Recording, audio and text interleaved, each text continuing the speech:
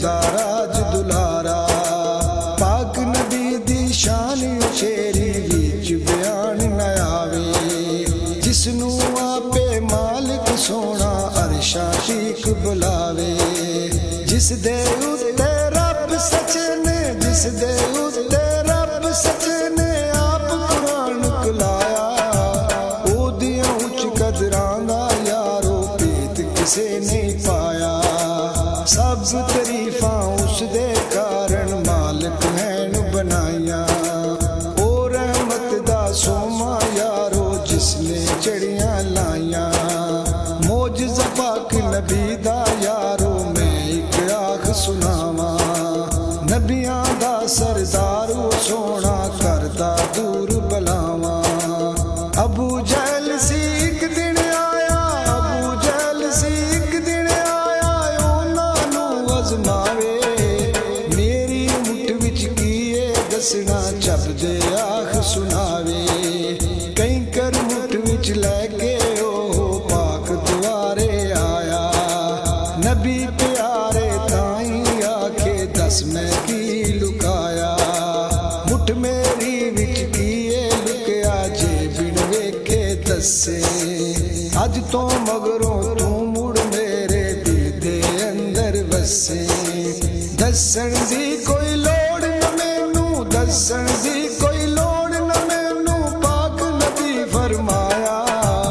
आपू बोल दसावेगा जो मुट्ठी विच लुकाया। सोने नबी दी आखी सुन के किंकरा बोल सुनाया। तेरे वर्गा नबी प्यारा जग ते होर न आया। अबू जहल ने मुठ सी खोली अंदर बड़ी हैरानी। हथ मेरे चौकी कण आई अज आवाज इंसानी।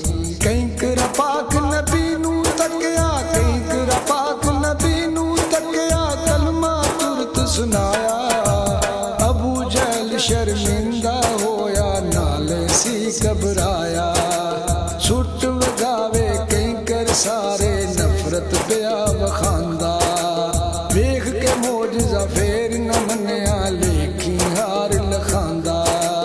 जादूगर पिया आखे नबी नू शर्म जरा ना खावे।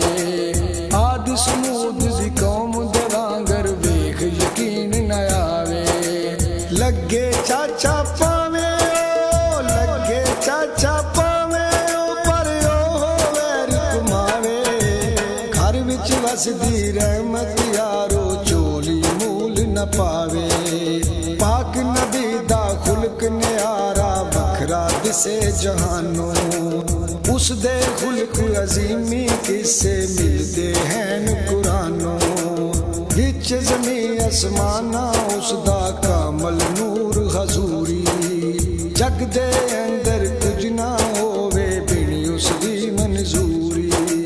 सिफता मूल बयान ना होवन, सिफता मूल बयान ना होवन की मेरी चतराई।